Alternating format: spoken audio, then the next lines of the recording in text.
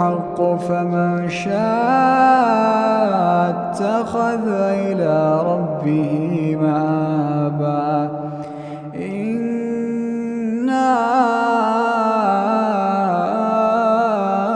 أنذرناكم عذابا قريبا يوم ينظر المرء ما قدمت يداه